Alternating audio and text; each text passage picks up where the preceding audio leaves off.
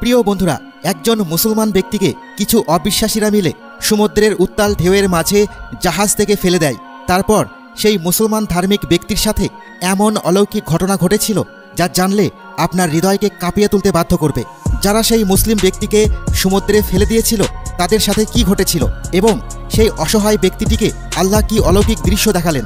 ইসলামের ইতিহাসে এমন অনেক বিস্ময়কর ঘটনা রয়েছে যা আমাদের মনে করিয়ে দেয় আল্লাহর অসীম শক্তি ও তার রহমতের ব্যাপকতা।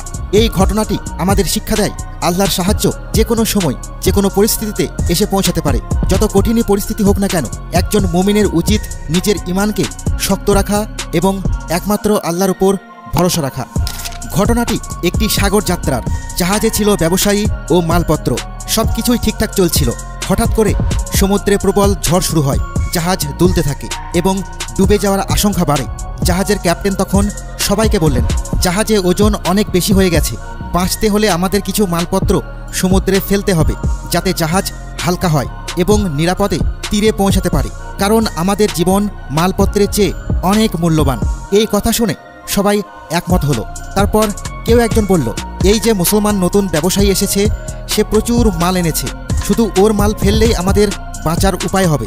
বাকি ব্যবসায়ীরাও তাতে একমত হলো। কিন্তু সেই মুসলমান ব্যবসায়ী বলল, শুধু আমার মাল কেন, সবাই যদি একটু একটু করে ফেলে দেয় তাহলে ক্ষতিও ভাগ হয়ে যাবে আর সবার জীবনও রক্ষা পাবে।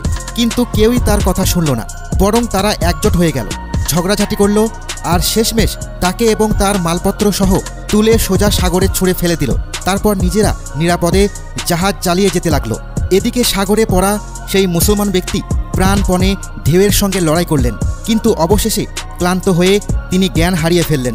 কিছুক্ষণ পরে যখন তার জ্ঞান ফেরে তখন তিনি আবিষ্কার করেন তাকে ঢেউয়ে ভাসিয়ে নিয়ে এসেছে এক অজানা জনশূন্য দ্বীপে। চারিদিকে নির্জনতা, কোনো মানুষের চিহ্ন নেই, শুধু ঘন জঙ্গল আর বিস্তীর্ণ জলরাশি। কষ্টে ভেঙে পড়লেও তিনি আল্লাহর কাছে সাহায্য চাইলেন, ইয়া আল্লাহ, এই কঠিন পরিস্থিতিতে আমাকে বাঁচাও, আমাকে রক্ষা করো। কয়েকদিন সেই নির্জন দ্বীপেই তিনি কাটাতে লাগলেন। তিনি গাছের ফল খেয়ে মাঝে মাঝে খরগোশ শিকার করে দিন পার করছিলেন। একসময় পানির জন্য পেয়েছিলেন এক মিষ্টি ঝর্ণাধারা, সেখানে তিনি পানি পান করতেন। দিনের তাপ আর রাতের শীত থেকে বাঁচার জন্য তিনি নিজের হাতে জঙ্গলের কাঠ দিয়ে ছোট্ট একটা কুঁড়ে ঘর বানিয়ে ফেলেন। সবেমাত্র একটু শান্তি ফিরছিল জীবনে, কিন্তু একদিন চুলোয় রান্না করার সময় অসাবধানতাবশত আগুন তার ছোট্ট কুঁড়ে ঘরে লেগে যায়। কাঠের ঘর বলে কথা, দ্রুত আগুন ছড়িয়ে পড়ে। তিনি অনেক চেষ্টা করেও আগুন নেভাতে পারল না। অল্প সময়ে তার তৈরি একমাত্র আশ্রয়টা ছায়ে ভস্ম হয়ে গেল। এতটা কষ্টের পর এই বিপদ যেন তার সমস্ত আশা ভেঙে দিল। আকাশের দিকে তাকিয়ে কান্না ভেজা কণ্ঠে বলতে লাগলেন, ইয়া আল্লাহ, সব দুঃখ কি আমার জন্য রেখেছ?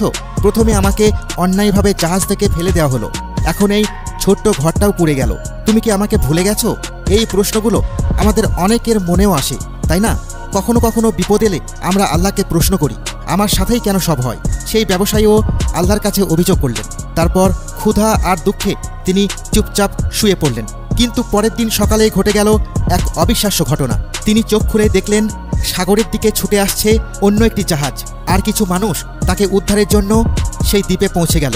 তিনি বিস্মিত কণ্ঠে জিজ্ঞাসা করলেন, তোমরা কিভাবে জানলে আমি এখানে আছি? এই জিজ্ঞাসার উত্তরে তারা বলল, আমরা দূর থেকে ধোঁয়া উঠতে দেখেছিলাম, আমরা ভেবেছিলাম হয়তো কেউ বিপদে পড়ে সাহায্য চাইছে, তাই আমরা এখানে এসেছি। এই কথা শুনে ব্যবসায়ী কান্নায় ফেটে পড়লেন, সেজদায় পড়ে গেলেন এবং বললেন, ইয়া আল্লাহ, আমি যা ভেবেছিলাম তা ভুল ছিল। তুমি আমার ছোট্ট কুঁড়ে ঘর জ্বালিয়ে দিয়ে আমার জন্য নতুন জীবন পাঠিয়েছ। জাহাজে উঠেই সেই ব্যবসায়ী আল্লাহর শুকরিয়া আদায় করলেন। আরও অবাক হলেন যখন জানতে পারলেন যে জাহাজ থেকে তাকে ফেলে দেওয়া হয়েছিল সেই জাহাজ আর গন্তব্যে পৌঁছাতে পারেনি। জলদস্যুরা সেই জাহাজে হামলা চালায়, সমস্ত মালপত্র লুটে নেয় এবং জাহাজের সব ব্যবসায়ীকে হত্যা করে দেয়।